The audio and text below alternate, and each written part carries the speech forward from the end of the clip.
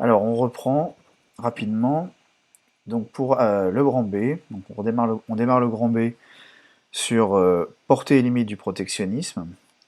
Alors d'abord une définition. Le protectionnisme, ça désigne l'ensemble des barrières, tarifaires ou non tarifaires. Alors ça veut dire quoi? Ça veut dire que tarifaire, ça veut dire que c'est le prix qui va servir de barrière aux importations, ou au contraire qui va favoriser les exportations. Donc on va y venir tout à l'heure, hein, mais c'est le prix qui fait office de barrière. Il existe également des barrières non tarifaires, c'est-à-dire que c'est d'autres mesures qui vont empêcher l'entrée de marchandises. Ce n'est pas une question de prix, ça va plutôt être une question de quantité, donc c'est non tarifaire. Donc l'ensemble de ces barrières protège la production nationale de la concurrence étrangère. Donc voilà, le protectionnisme c'est ça, c'est l'ensemble des barrières, des techniques, des stratagèmes, pourrait-on dire, qui visent à empêcher l'entrée de marchandises sur le territoire national afin de protéger les productions locales, voilà, et les protéger de la concurrence étrangère. Alors, qu'est-ce qu'on a comme instrument? Pour rentrer un peu plus dans le détail, on va faire ça dans le petit 1, donc les instruments du protectionnisme. Donc, vous avez deux grandes catégories d'instruments qu'on a déjà évoquées en vérité un petit peu dans la définition, mais là on va les définir plus en détail. Donc les mesures dites tarifaires, donc qui ont un rapport avec le prix, qu'on abrège, enfin qu'on nomme plutôt autrement, c'est-à-dire par l'appellation droit de douane, les fameux droits de douane. Qu'est-ce que c'est qu'un droit de douane? C'est l'idée que le pays va appliquer une taxe, alors ad valorem, ça veut dire une taxe sur la valeur, donc sur la valeur des produits importés. Donc j'ai pas mis d'exemple, mais voilà, vous imaginez que vous importez, vous voulez importer des baskets, des baskets qui coûtent 100 euros la paire, eh bien, le droit de douane, s'il représente 20%, donc ad valorem, donc 20 sur la valeur, donc 20%, eh bien, ça veut dire que les baskets, elles seront vendues au moins 120 euros. Il y a 20 euros supplémentaires qui s'ajoutent au prix initial de la paire de chaussures, au titre de la taxe. Et donc, ces 20 euros supplémentaires servent de recette fiscale pour l'État, puisque c'est une taxe qui est imposée par l'État. Donc voilà une première possibilité, hein. Donc imposer une taxe ad valorem sur les produits importés. La mécanique est la suivante, ça va faire augmenter leur prix. Dans notre exemple, on passe de 100 euros la paire à 120 euros. Et donc bah, elles vont être vendues au minimum 120 euros donc, sur le marché domestique, donc c'est le marché national. Comme ça augmente les prix de vente, ça limite la concurrence des producteurs étrangers. Si le producteur de chaussures local, lui, il est à 100 euros, ou même pire, s'il était à 110 euros, et il aurait pu se faire voler tout le marché par le concurrent étranger qui lui est à 100 euros, donc moins cher, bah, il se retrouve protégé parce que là désormais les baskets étrangères sont à 120 euros, donc plus cher que lui. Donc le but de la taxe, hein, c'est de rendre plus coûteux les importations de telle sorte à ce que les producteurs locaux puissent continuer à vendre, soient plus compétitifs que les producteurs étrangers. Donc cela protège les producteurs nationaux. Alors, à l'inverse, l'État peut aussi subventionner certains secteurs. Subventionner, ça veut dire que l'État va donner de l'argent. Il donne des sous, ou alors il allège la fiscalité, ce qui revient au même, sur certains secteurs de production, pour leur permettre d'être plus compétitifs à l'exportation. Ça va alléger les coûts de production des entreprises nationales qui veulent exporter, de voir leur impôt réduit. Donc ça permet de les aider à produire plus, et à moins cher, et donc de pouvoir exporter. Et également, du coup, s'ils sont plus compétitifs, ça dissuade les importateurs, hein, ou en tout cas les concurrents étrangers, de rentrer sur le marché national, puisque l'entreprise est plus compétitive du fait des allègements, soit des allègements fiscaux, soit des subventions données par l'État. Donc c'est une autre possibilité de mesure tarifaire, rendre les entreprises nationales plus compétitives en les subventionnant. Deuxième type de mesure, les mesures dites quantitatives, donc, ou également appelées non tarifaires, hein, c'est ce qu'on a vu dans la définition. Donc les mesures donc, quantitatives, vous en avez trois. La première qui est assez connue, c'est la question des quotas. Les quotas, c'est extrêmement simple, hein. Le pays applique des quotas d'importation, c'est-à-dire que les quantités importées sont plafonnées. Il y a une quantité physique, on va dire, voilà, si on reprend l'exemple des baskets, euh, on va décider que pourront être importées 100 000 paires de baskets par an. Voilà. Et pas une paire de plus. Voilà, c'est un quota, on ne peut pas importer davantage. Donc il y aura une concurrence faite par les vendeurs étrangers, mais cette concurrence sera limitée par la quantité de baskets importées. Voilà. Donc ça, et en plus, donc le fait d'importer, comment dirais-je, en petite quantité ou en quantité limitée, ça raréfie le produit. Les consommateurs n'en ont pas autant qu'ils le désirent. Donc comme le produit devient rare, ça fait monter son prix. Et donc si le prix augmente, alors ça permet aux producteurs locaux de rester davantage compétitifs.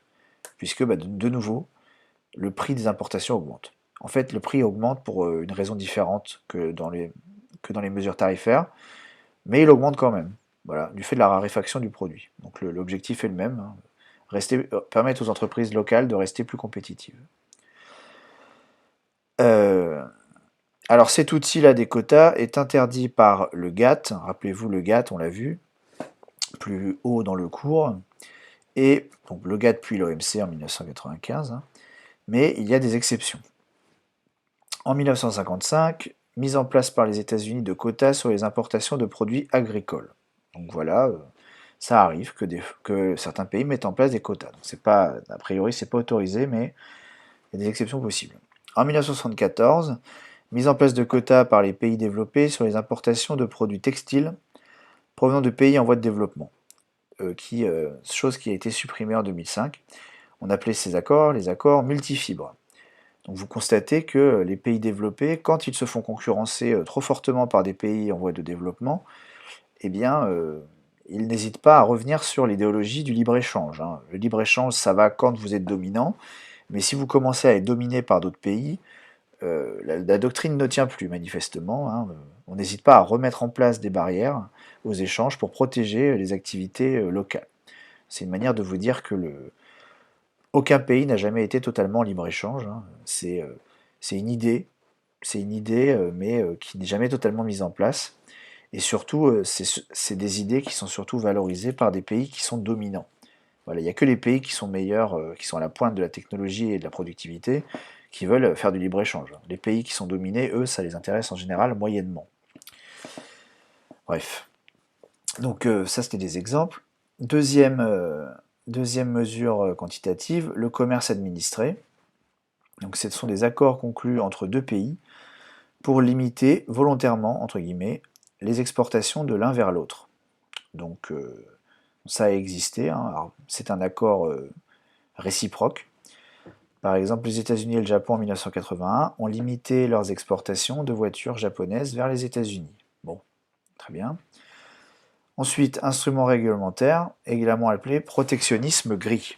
Alors là, c'est beaucoup plus subtil.